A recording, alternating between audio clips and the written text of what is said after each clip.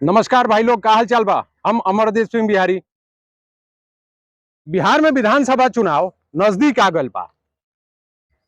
जनता के मुद्दा ये समय उठे के चाहिए, लेकिन अपन बिहार बिहार के कुछ नेतन से परेशान बा। वही तेजू भैया बारे, पूर्व मुख्यमंत्री लालू प्रसाद यादव के बेटा।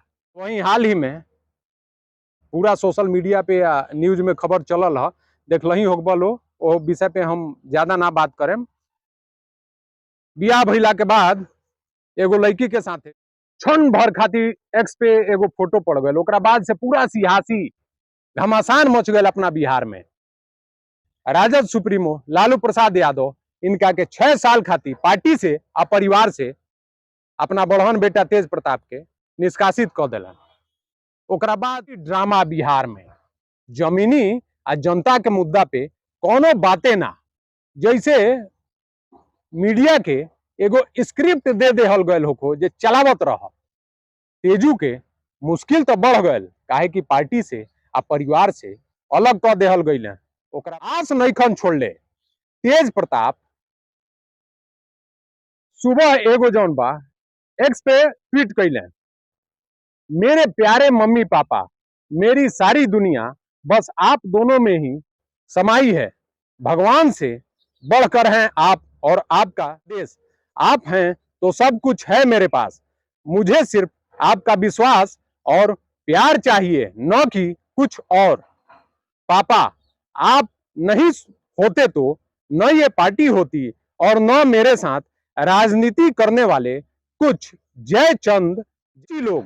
बस मम्मी पापा, आप दोनों स्वस्थ और खुश रहें हमेशा। ये ट्वीट पढ़ला के बाद आ सुनला के बाद तो मन में कई गो विचार आई जे तेज प्रताप तेजस्वी से यही से ऐसा ट्वीट कैले बारे। आ एक और राजनीति में बहुत बड़हन मुद्दा बने लगी। लेकिन ठीक ओकरा 8 घंटा बाद एगो और ट्वीट कैले तेज प्रताप, इहो सुन लो। मेरे अर्जुन से मुझे सपना देखने वालों, तुम कभी अपनी साजिशों में सफल नहीं हो सकोगे।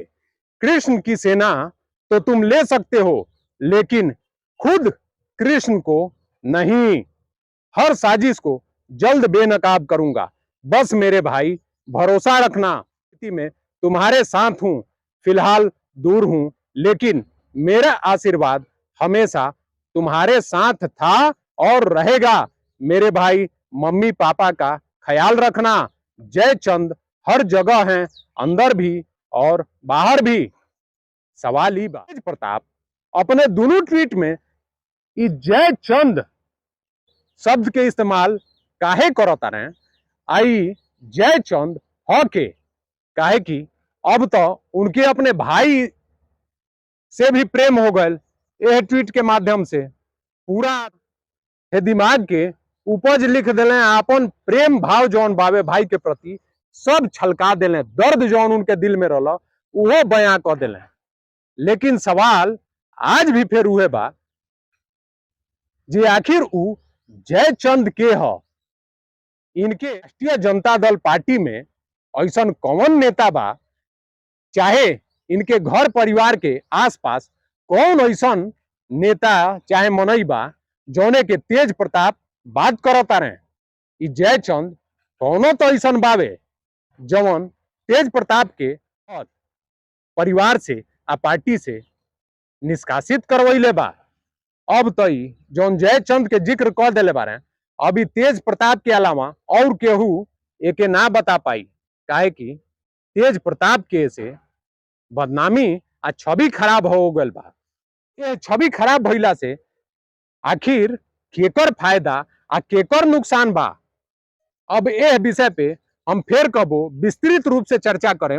लेकिन ये बात ध्यान देवे के बा, तेजस्वी यादव के आ लालू प्रसाद यादव के भी जे तेज जयचंद के जिक्र करता रहे ओकरा के खोजलो। अगर ई जयचंद अभी भी पार्टी में बारे हैं तारा लोग के साथ इर्द गिर्द, तो आवे वाला विधानसभा चुनाव में बहुत ही बुरा परिणाम निकली। तो भाई लोगन यह विषय पे का सोचता रहो, कमेंट करके अपन राय जरूर के ज्यादा से ज्यादा लाइक करिए, शेयर करिए, साथ में चैनल के सब्सक्राइब जरूर करिए लो। आ लालू प्रसाद तेजस्वी यादव से कहिए लो जे ए जय चंद के खोजस, तो बोलो बिहार की जय।